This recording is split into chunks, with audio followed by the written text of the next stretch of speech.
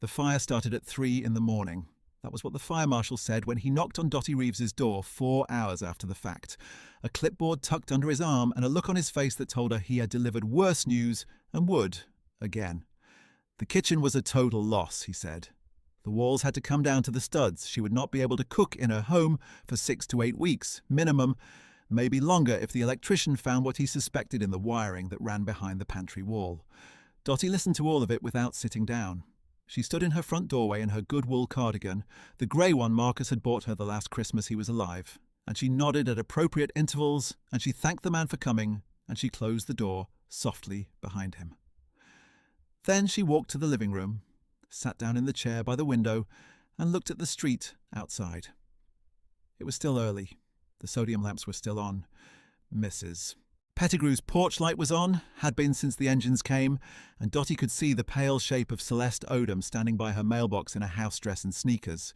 The block had watched the whole thing. Of course it had. This was Clover Street, and Clover Street watched everything. And more than that, Clover Street felt everything. And what Dotty did not know, sitting in that chair with her hands folded in her lap, was that 31 of her neighbours were already awake and already talking. She did not know what they were planning. She had been cooking for this block for 11 years. She did not think about that right now. Right now she was thinking about the kitchen, about the way it had looked when the fire marshal finally let her back inside, the walls blackened and the upper cabinets reduced to nothing, and the stove sitting there with its surface gone dull and cold and wrong in a way she could not articulate. She had stood in the doorway for a long time. She had not been able to make herself go in. Marcus had picked the stove out. That was a thing she had not remembered in years and then had remembered completely, standing in that doorway. He had driven her to 4 different appliance places before he found the one he wanted. A gas range with consistent burner heat and a wide oven, and she had stood beside him while he explained his reasoning to the salesman in the kind of methodical detail that drove her crazy and that she would give anything to hear again. He had been thorough in everything. It took a long time to learn to miss that. At first she had just been relieved that the decisions were simpler. Then, one day, she missed it so badly she could not get out of bed until noon. The kitchen was where she had worked through that. It was where she had learned that the act of making something could hold you upright when nothing else could. You could not weep and roll crust at the same time. You could not fall apart while you were watching a custard for the moment it set. The kitchen had been her discipline for 11 years, and now it smelled like char, and the walls were open, and the stove was cold, and she sat in Marcus's chair and looked at the street and tried to remember what discipline felt like from the outside. It started the winter after Marcus died, though she would have told you it did not start as anything. She was not a woman who conceived of plans. She was a woman who cooked because the alternative was sitting still, and sitting still with that kind of grief was not something she was willing to do. So she made a sweet potato pie that first Thanksgiving after the funeral, made 2 because she had sweet potatoes and she had time, and the kitchen was the only room in the house where she could still hear Marcus without it breaking her. She made 2 pies and she ate 1 slice, and the rest was just sitting there. So she walked next door and knocked on Paulette Henry's door. Paulette had 4 kids and a husband on second shift and a stove with 2 broken burners. She had not been expecting a pie. She took it in both hands and stood there a moment like she was holding something religious. And then she said, "Dotty, you did not have to do this." And Dotty said, "I know it," and went home. That was how it started. By the following summer, it was not occasional. Dotty was up before 6 every Saturday. And if you lived on Clover Street, you learned what that meant. It meant something was coming. Peach cobbler in July when the East Side Church was selling the seconds at the market for almost nothing per pound. Sweet potato pies in October and November, always 2, always delivered to the family with the most children first. Chess pie in the winter. Pound cake for every birthday she knew about, which was most of them, because Dotty had a memory for dates the way some people have a memory for faces. Chicken pot pies in February when the weather settled in, mean and grey, and the cold found its way through the old window frames on the block. She never asked for money. She never accepted it. Mrs. Okafor across the street tried once, pressed a folded 20 into Dotty's hand at the door, and Dotty pressed it back just as gently and said, "Take care of your babies with that." And she turned and went back up her own walk. There had been a morning in the 3rd year when she had run out of sugar. This was a logistical problem and nothing more, except that she had 3 pies in various stages of preparation and a block that had come to expect something on a Saturday, not because she had promised it, but because she had delivered it. And the difference between a promise and a habit is that one of them is in writing and the other one is harder to break. She had driven to the store at 6:15 in the morning, still in her house shoes, and bought the sugar and been back in the kitchen by 6:40, and Paulette had called later that day to say her youngest wanted to know when the pie lady was coming, and Dotty had laughed for the first time in a while. Pie lady. She had thought about Marcus all the rest of that day. She had delivered a pound cake to the Garcias in the 4th year when their landlord had sent an eviction notice, and Rosa Garcia had been standing on her porch in the rain, looking at the street, with a particular expression of someone calculating distances between one bad option and another. Dotty had walked over with the cake on a plate covered in plastic wrap, and she had not said anything about the notice which she had seen from her window as the mail was delivered. She had said, "It's lemon. I put some extra zest in it." Rosa had taken the plate and looked at it and said, "Dotty," and then could not finish the sentence. And Dotty had said, "I know, baby, I know it." And she had walked home in the rain. She had made a cobbler for Mr. Pruitt's granddaughter's graduation, a girl named Keisha, who had gone off to a university in the western part of the state, and who sent Dotty a Christmas card every year since, not because they were close exactly, but because they had been close for one morning in June, when everything felt large, and the cobbler had appeared on the table like an answer to a question Keisha had not known she was asking. Some kindnesses leave a mark that outlasts the occasion. They do not ask permission. They just stay. Keisha's card always said the same thing in the bottom margin after the formal closing. Still remember that cobbler. It was the only thing she had ever needed to say, and it was enough. These were not grand things. That was what Dotty would have told you if you had asked, and she would have meant it. She did not experience herself as someone doing something particular. She experienced herself as someone passing a Saturday morning in the only way that felt right to her. The accumulation was not something she thought about. She was not keeping a ledger. She was just cooking. There were people on Clover Street who needed things Dotty could not give them. She knew that. She knew about the Garcias at the end of the block who were behind on rent and had been for months. She knew about Terence and Kim Watkins, whose youngest had been diagnosed with something that sent them to specialists downtown 3 Tuesdays a month. She knew about old Mr. Pruitt in the corner house with the bent gutter who had outlived 2 of his children and ate soup from a can most nights. She could not fix any of that. She could not make the rent come. She could not make the doctors give back what the disease had taken. She could make a pie. So she made them. She made them through the summer. Marcus would have been 65, and through the one after that, and the one after that. She made them through the year she had her hip done and could only stand for 40 minutes at a stretch, doing it in shifts, sitting down between the rolling and the crimping, getting back up. She made them through the year her own property taxes went up and she started buying the cheaper butter and not mentioning it to anyone. She made them through the year the flour cost more and the peaches cost more and the sugar cost more, and she said nothing about any of it. If you asked the people of Clover Street to tell you about her, they would all begin the same way.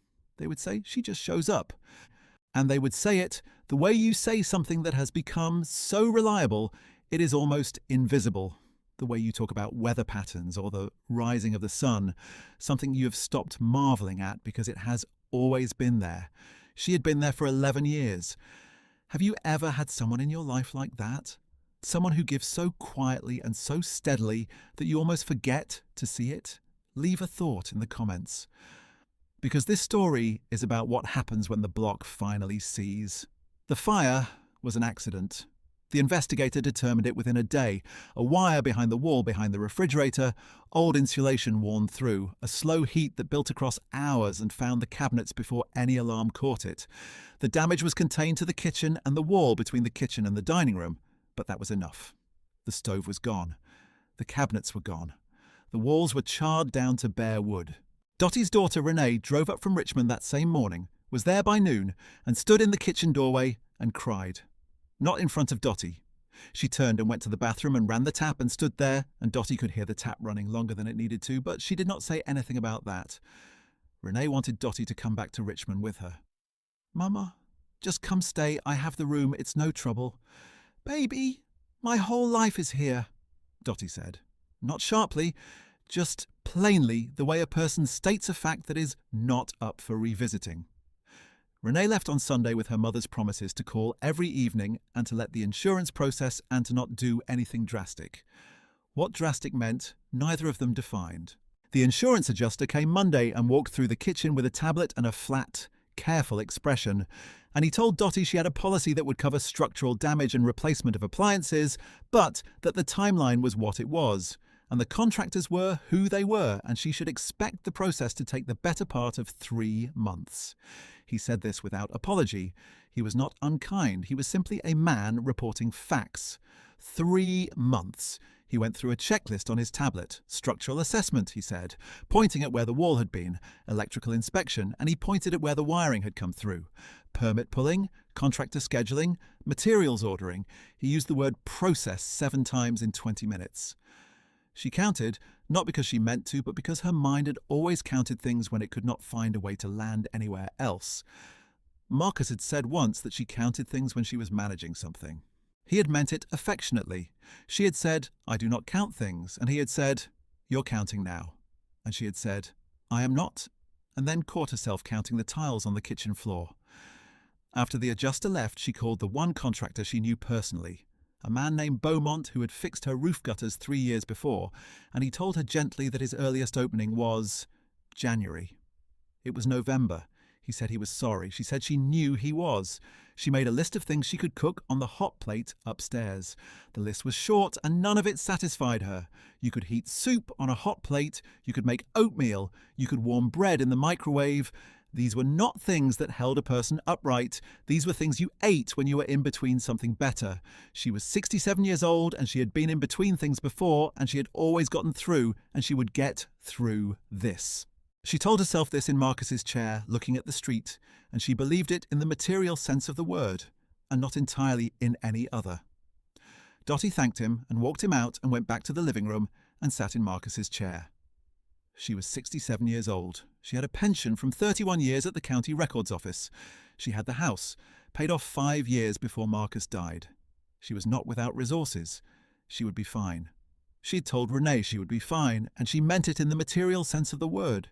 She would eat. She had a microwave. She had the hot plate on the upstairs landing that she used for the overflow when she was making a large batch. The kitchen, though, was where she lived. That was the truth she could not quite say to Renee or to the adjuster or to the fire marshal. The kitchen was where she had woken up every morning of her adult life and made coffee and stood at the window and talked to Marcus, even after he was gone, especially after he was gone. It was where she had found the way to keep going. And now it smelled like char, and the walls were open, and she could not go in there. She did not know, sitting in that chair on Monday morning, that Celeste Odom had made 11 phone calls before 9 a.m. She did not know that Paulette had been texting a group she had named simply The Street since Saturday at 6 a.m. She did not know that Andre Watkins, Terence and Kim's oldest boy, who was 22 and worked in construction, had called his foreman at 7 to ask about weekend availability. She did not know that Mrs. Pettigrew had been on the phone to her nephew, who ran a small supply shop on the edge of town, asking about cabinets. She did not know any of it. She was sitting in the same chair she always sat in, looking at the same street, and she did not know. On Wednesday evening, Celeste knocked on her door. Celeste was a forthright woman who had raised 4 children mostly alone, and who did not approach anything sideways. She stood on Dotty's porch and said, "We're coming Saturday, early. Bring food, don't argue." Dotty looked at her. "What are you talking about?" "The kitchen," Celeste said. "We're fixing it." "Celeste, don't argue." Dotty opened her mouth and Celeste said, "I said don't argue," and there was something in her face that was not unkind but was entirely finished with the part of the conversation where Dotty objected. So Dotty closed her mouth. She called Renee that night, and Renee's voice went very quiet for a moment, and then she said, "Mama." And Dotty said, "I know." And they didn't say anything else for a little while. Saturday came in cool and clear, the kind of November morning that is almost kind before it turns cold. And at 6:45 a.m., Dotty was sitting at her living room window with her coffee when the first truck turned onto Clover Street. She had not expected a truck. It was Andre Watkins with 2 men from his crew, lumber in the bed, and a tool bag the size of a small suitcase. Behind him came Terence in his own car with a cooler and a folding table. Behind Terence came Mr. Pruitt, walking slowly with his cane, carrying a casserole dish covered in foil that he held with both hands against his chest. Dotty watched them come. She did not go to the door right away. She sat and watched the street fill up. By 7:15, there were 14 people in her front yard and 2 more coming up the walk. Paulette had brought her oldest girl, Jasmine, who was 17 and had her mother's serious eyes, and they were both carrying bags from the grocery. Mrs. Okafor had 2 of her grandchildren with her, and the older one, a boy named Eli, who was 10 and solemn and always moving, was already carrying something toward the house. The Garcias from the end of the block were there, and Dotty felt something catch in her chest when she saw them because she knew what it cost them to give a Saturday. Celeste was standing in the middle of the front walk with a clipboard. An actual clipboard. Dotty watched her gesturing and talking and organising, and she thought, Of course Celeste has a clipboard. Dotty got up. She put on her wool cardigan. She opened the front door. The yard went quiet. She looked at all of them. She counted without meaning to. 22 people. 22 people on a Saturday morning in November on her front walk, holding tools and casseroles and lumber and hardware store bags. She said, You all did not have to do this. Paulette Henry said from the middle of the group, Miss Dotty, with respect, you sound like us. There was a laugh, not a mocking one, the kind of laugh that comes when a truth gets said in exactly the right register. Dotty stood there for one more moment, and then she stepped back and opened the door wide and said, Well, come in. What happened over the next 9 hours was the kind of thing that doesn't get covered in the news and does not go viral and does not get a fund set up for it, because it is too ordinary in the best sense of the word. It is the kind of thing that has happened in neighbourhoods as long as there have been neighbourhoods, as long as people have understood that the person next door is not a separate problem to solve, but a continuous life to hold. The morning had a quality to it that Dotty would try to describe later and never quite get right. It was not a party. It was not solemn either.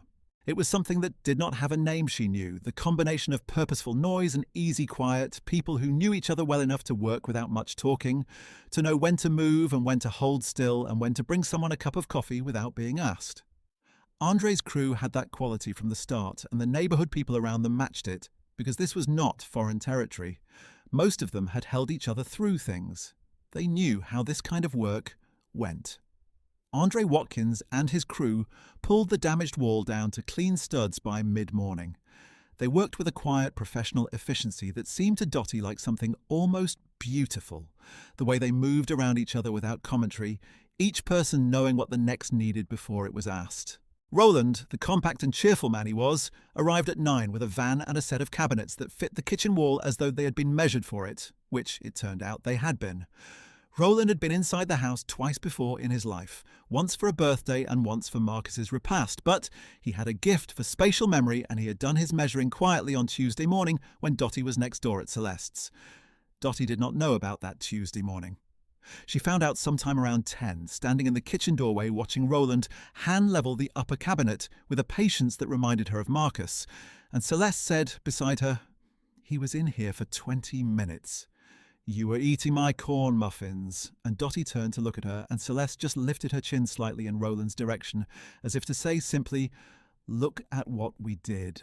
The folding table that Terence had brought went up in the dining room, and through the morning and into the afternoon, the food appeared on it by increments, contributed and uncovered and arranged by the same hands that weren't working in the kitchen. Mr. Pruitt's casserole turned out to be a brisket that he had been cooking since Thursday. Slow and low, the kind of brisket that takes a confidence in the future to start. Paulette and Jasmine had made a macaroni and cheese from a recipe that went back to Paulette's grandmother, and that Jasmine could now do by memory. Mrs. Okafor had brought fried plantains and rice and a pepper soup that filled the whole house with a smell so warm and right that one of Andre's crew members, a young man named Devon, who had not said much all morning, stopped in the doorway to the dining room and said quietly, to no one in particular, "That smells like home." No one answered him, because no one needed to. Devon stood there for one more moment and then went back to work. The table filled as the morning went on. Someone had brought dinner rolls wrapped in a cloth. The Garcias had brought a chicken dish in a clay pot that Rosa covered and uncovered periodically with an expertise born of long practice. One of the Okafor grandchildren, a girl named Amara who was 8 and had been given the important job of handing things to the adults who asked for them, had appointed herself the table's guardian, straightening things that did not need straightening and making sure no one took more than a reasonable first serving before everyone had come through. She did this with a seriousness that made Dotty smile each time she looked over. It occurred to Dotty somewhere in the middle of the morning that she had never seen all of these people at a table together before. She had been next door to most of them individually. She had stood on doorsteps with them. She had exchanged words at the mailbox and in the street and on porches. She had knocked on doors and been let in for 5 minutes, 10 minutes, for just long enough to hand something over and exchange the kind of small, ordinary words that make up a life between people who live near each other. But she had not seen them together. She had not seen what the block looked like when it was a single thing, rather than a collection of separate lives. It looked like this. Children running in the back, men hauling lumber, a clay pot and a pepper soup and a grandmother's macaroni on a folding table, a 22-year-old construction worker standing in a doorway with his eyes briefly closed, a 10-year-old boy outside organising a game with no apparent rules but considerable conviction. The children ran in the backyard. Eli organised a game that had unclear rules but considerable energy, and the smaller ones followed him without question because he had that quality, some children do, of seeming to know what comes next. Dotty moved between the rooms. She could not work beside them, not in her kitchen, not with the walls still open, but she moved among them, refilling coffee, finding the extra extension cord when they needed it, knowing where things were in the closet under the stairs. She had the house memorised the way you memorise something you have loved for 30 years, and she moved through it without looking, and she realised at some point during the morning that this was what she had been afraid to lose. Not the cabinets, not the stove. The way she belonged to the space. And the space, it turned out, was not the kitchen walls. The space was this. The people in it. The sound of tools and a child's laugh from the backyard and Devon standing in the doorway with his eyes closed for one moment, smelling someone's grandmother's food. Around 2 p.m, Roland set the last cabinet door and stood back, and Andre did his walkthrough, and they called Dotty into the kitchen. She stood in the doorway. The walls were closed. The cabinets were clean white with brushed nickel pulls, plainer than what had been there before, but solid and right. The space where the old stove had stood was empty, a gap, but that was for the delivery that Celeste had already arranged for Monday, the stove that had been ordered on Wednesday from a collection that had been organised the same night Celeste made her 11 calls. A detail that Dotty was still learning in pieces, would go on learning for weeks. She stood in the doorway of her kitchen. She put her hand on the doorframe. This was where she and Marcus had stood the morning they moved in, and he had said, "Dotty, this is going to be a good kitchen." And she had said, "How can you tell from standing here?" And he had said, "Because you're in it." And she had made a noise at him and gone to check the windows. She stood there for a moment with her hand on the frame. Then she turned around and looked at the room full of people behind her, and she said, "I need to thank you all." And she meant to say more than that, meant to say something adequate to what she was feeling, but what came instead was just the sound of someone who has been holding something for a long time and has finally been given permission to set it down. Paulette was the one who came first, then Celeste, then the others in their own time, and they stood with her in the way people stand with someone who does not need advice or intervention, only presence. And what Dotty understood in the middle of all of it was that this was what she had been giving them. Not just pies. This. The sense that someone had seen you and had showed up anyway, not because you had asked, but because you were there and they were there, and that was enough. Kindness moves in a circle on a street like that. It does not always announce itself. It does not always know its own name. It just keeps going, from one pair of hands to the next, until one morning it comes back around to where it started, and you are standing in your kitchen doorway with your hand on the frame, and your neighbours in the room behind you, and the smell of someone else's grandmother's food in the air, and you understand that you were never as alone as the hardest mornings told you. They stayed through late afternoon. Someone made coffee. The macaroni went first, as it always does. Mr. Pruitt sat in the dining room for 2 hours in his winter coat, which he did not remove. And he ate more than Dotty had seen him eat in a year, and he talked to Andre's colleague Devon about a team they both followed, and Devon kept calling him Mr. Pruitt, and Mr. Pruitt kept calling him son, and it was the most Dotty had heard the old man speak in longer than she could place. Around 5 o'clock, people began to leave in the easy, gradual way that people leave when there is no scheduled end, when the day just runs to its natural close. They embraced Dotty on the way out. Some of them did not say much. The Garcia girls helped carry the folding table back out to Terence's car. Eli fell asleep on the couch while the adults were still cleaning up, and his mother carried him out over her shoulder, and he did not stir. The deep, boneless sleep of a child who has spent everything. Andre Watkins was the last of his crew to go. He shook her hand at the door, the kind of handshake that means more than it is, and he said, "You need anything else, Miss Dottie, you call."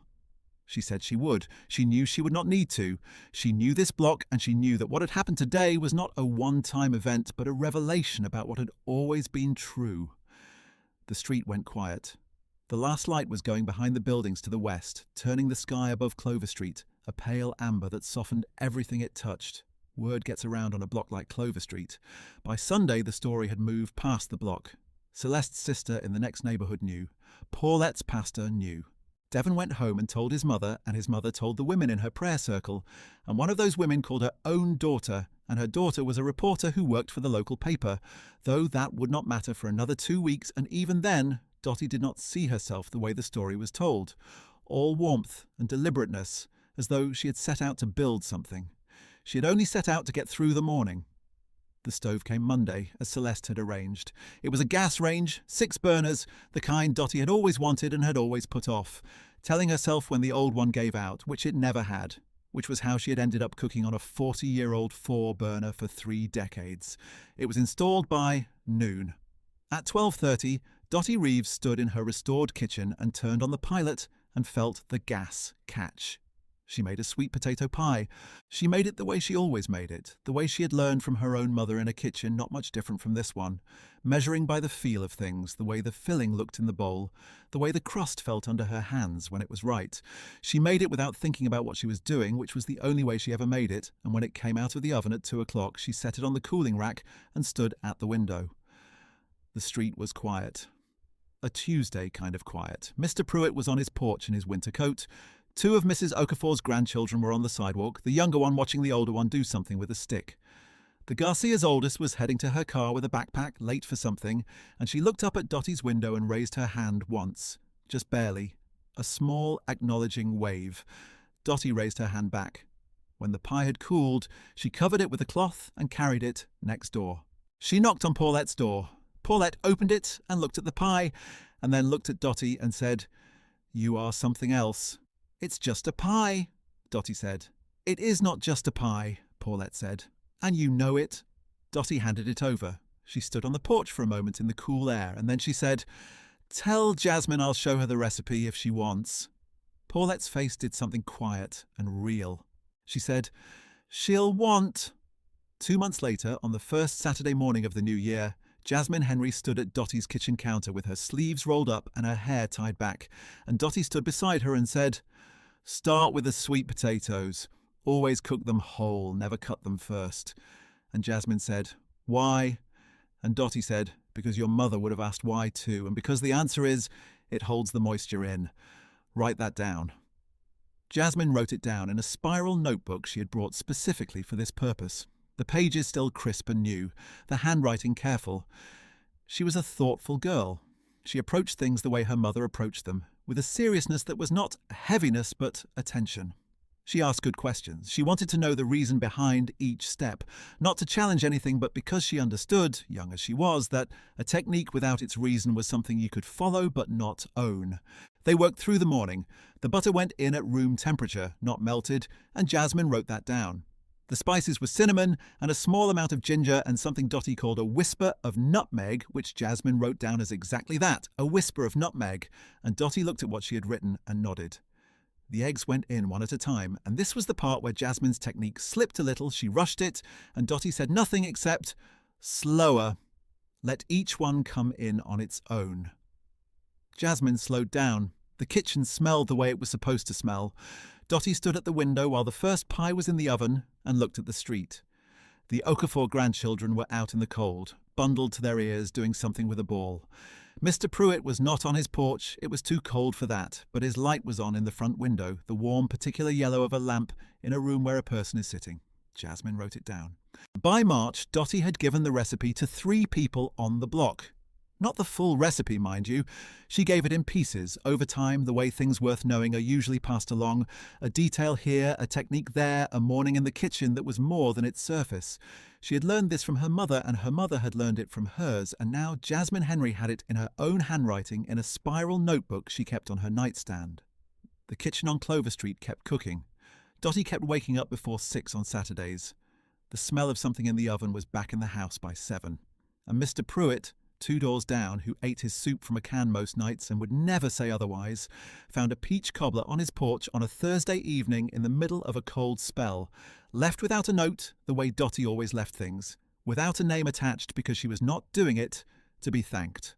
She was doing it because that was who she was.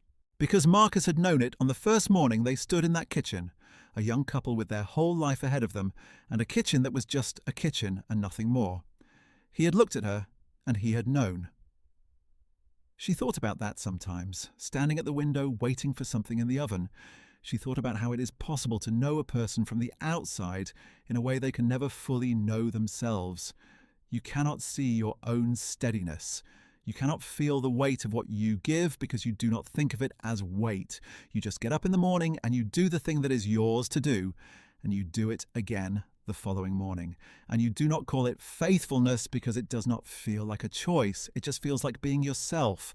The block knew what she was. The block had always known. It had simply not had the occasion to say so out loud until the fire gave them the one thing she could not give herself, a reason to show up and do the thing that was theirs to do. That is how it works on a street where people have lived long enough to see each other through something. The kindness is always there.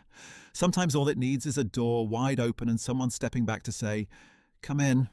A good kitchen, he had said, because you're in it. She turned back to the counter.